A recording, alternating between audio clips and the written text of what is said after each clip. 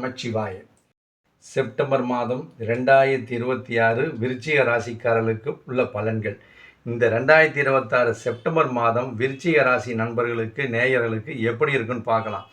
விசாகம், அனுஷம், கேட்டை இந்த 3 நட்சத்திரங்களையும் உள்ளடக்கிய விருச்சிக ராசி நேயர்களே, இந்த மாதம் தொழில் நல்லா இருக்கும். உங்களுக்கு பொருளாதார ரீதியாகவும் நல்லா இருக்கும், பொருளாதாரமும் நல்லா இருக்கும். தொழிலும் பொருளாதாரம் ரெண்டுமே நல்ல முன்னேற்றமாகவும் இருக்கும், நல்ல சுப பலன்களையும் கொடுக்கும் இந்த மாதம்.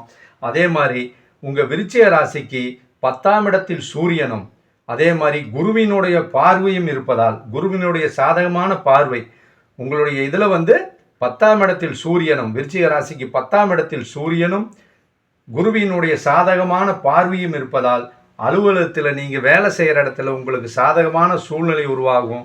உங்கள் திறமைக்கேற்ற அங்கீகாரம் கிடைக்கும். நல்ல ஒரு வேலை, தொழில் இல்லாதவங்களுக்கு புதிய தொழில் அமையும். இந்த மாதிரி அதே மாதிரி புதிய பொறுப்புகள் கிடைக்கும். பதவி உயர்வு, ப்ரமோஷன் கிடைக்க வாய்ப்புள்ளது. மேலதிகாரிகளுடைய ஆதரவு பலமாக இருக்கும்.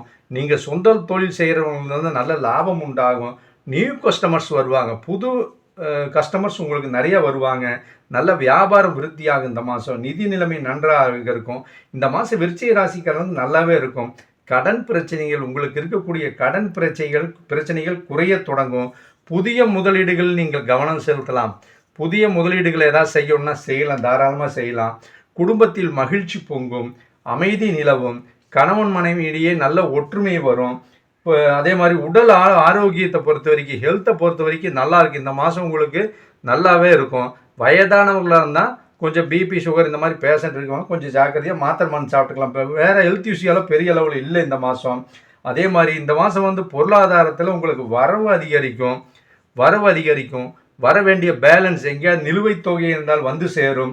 அதே மாதிரி மாணவ செல்வங்கள் எடுத்துட்டால் கொஞ்சம் கவனமாக படிக்கணும். போட்டித் தேர்வுகள் எல்லாம் போனீங்கன்னா நல்ல முடிவு கிடைக்கும். படிப்பு மட்டும் கொஞ்சம் பார்த்து முயற்சி செஞ்சு படிக்கணும். இந்த மாதம் விருச்சிக ராசிக்கு நல்லா இருக்குது.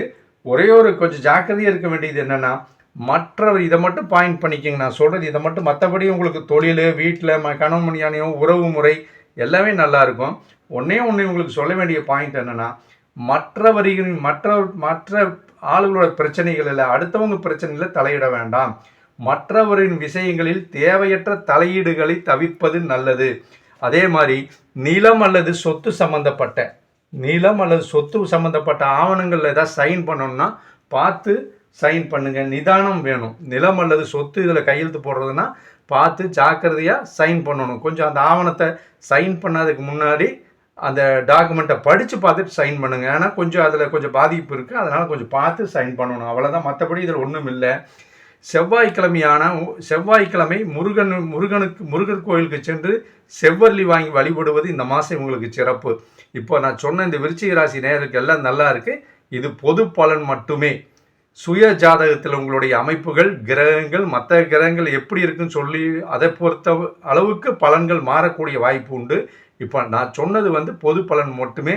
பொது பலன்படி விருச்சிக ராசிகளுக்கு இந்த மாதம் நல்லா இருக்குது. எந்த ஒரு நெகட்டிவ் பாயிண்ட்டுமே இல்லை, எல்லாம் நல்லா இருக்குது. பேச்சில் மட்டும் கவனம் தேவை. அடுத்தவங்களுடைய பிரச்சனையில் தலையிடாமல் இருக்கணும்.